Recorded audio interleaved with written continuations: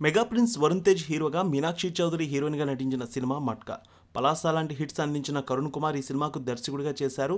ఈ సినిమాని తెలుగులో ప్రముఖ సినీ నిర్మాణ సంస్థలు వైరా ఎంటర్టైన్మెంట్స్, ఎస్ఆర్టీ ఎంటర్టైన్మెంట్స్పై డాక్టర్ విజయేందర్ రెడ్డి తేగల, రజనీ తాలూరి సంయుక్తంగా నిర్మించారు. నవంబర్ 14వ తేదీన రిలీజ్ అయింది ఈ సినిమా.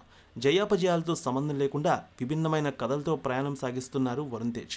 ఈసారి మట్కాతో బాక్సాఫీస్ ముందుకు వచ్చారు. ఈ సినిమాకి 5వ రోజు కలెక్షన్స్ గురించి చూద్దాం.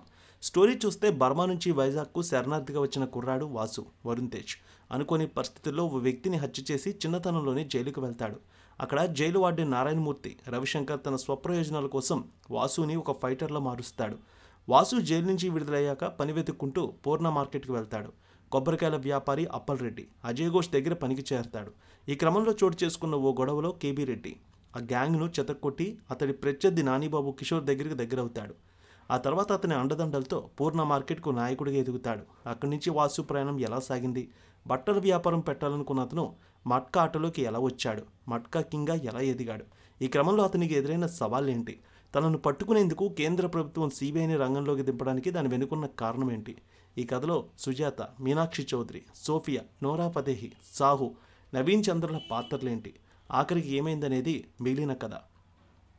ప్రేక్షకులని 70వ దశకంలోకి తీసుకువెళ్ళడానికి పూర్తిగా భారీ సెట్స్ వేశారు. నటీనటుల రెమ్యునరేషన్, సాంకేతిక నిపుణుల రెమ్యునరేషన్, ప్రమోషన్స్తో కలిపి ఈ సినిమా 40 కోట్ల బడ్జెట్ అయినట్టు టాక్ నడిచింది. ప్రీ రిలీజ్ బిజినెస్ కూడా బాగా జరిగింది. విపరీతమైన బజ్ ఏర్పడడంతో రిలీజ్కి ముందే బ్రేక్ ఈవెన్ అయ్యేలా బిజినెస్ జరిగిందని ట్రేడ్ వర్గాలు చెప్తున్నాయి. ఏపీ థియేటికల్ హక్కులు 8 కోట్లు, ఆంధ్ర రైట్స్ 7 కోట్ల రూపాయలు, అలాగే ఇతర రాష్ట్రాల హక్కులు 1.5 కోటి, ఓవర్సీస్ 2.5 కోట్ల మేర జరిగింది. మొత్తం 19 కోట్ల మేర థియేటికల్ రైట్స్ బిజినెస్ జరిగిందని ట్రేడ్ వర్గాలు చెప్తున్నాయి. మట్కా సినిమాపై హైప్ భారీగా క్రియేట్ కావడంతో సినిమాను అత్యధికంగా థియేటర్లో రిలీజ్ చేశారు. ఏపీ, తెలంగాణలో 600 స్క్రీన్లు, కర్ణాటక, ఇతర రాష్ట్రాలు 300, ఓవర్సీస్ 350 స్క్రీన్లు రిలీజ్ చేశారు. మొత్తంగా 1250 స్క్రీన్లలో ఈ సినిమా రిలీజ్ అయింది. ఇక తొలి రోజు చూసుకున్నట్లయితే మంచి కలెక్షన్స్ తీసుకువచ్చింది. 6 కోట్ల రూపాయల వరకు వసూళ్లు వచ్చాయి. కానీ రెండో రోజు నుంచి కాస్త టాక్ అయితే తగ్గుముఖం పట్టింది. వసూళ్లు కూడా చాలా వరకు డౌన్ అయ్యాయి. రెండో రోజు 3 కోట్ల రూపాయలు, తర్వాత నుంచి 2 కోట్ల మేర కలెక్షన్స్ వచ్చాయి. ఇక 5వ రోజు 80 లక్షల రూపాయల మేర కలెక్షన్స్ వచ్చినట్టు తెలుస్తోంది. పిల్లమ్మ తల్లి ఆశీస్సులతో ఫోన్ ద్వారా జ్యోతిష్యం చెప్పబడును. గురూజీ శ్రీనివాసరాజు.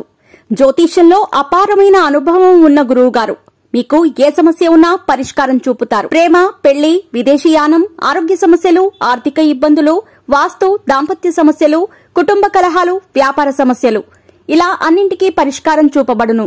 మీరు ఫోన్ ద్వారా లేదా వాట్సాప్ ద్వారా గురూజీని కాంటాక్ట్ అవ్వచ్చు. మీ డేట్ ఆఫ్ బర్త్, మీ ఫోటో బట్టి జ్యోతిష్యం చెప్పబడును. మీరు ఎక్కడెక్కడో జ్యోతిష్యం చేపించుకుని నిరాశలో ఉన్నారా? ఒకసారి ఈ గురువు గారిని సంప్రదించండి. మీ సమస్యకు పరిష్కారం పొందండి. Cell number 7098888511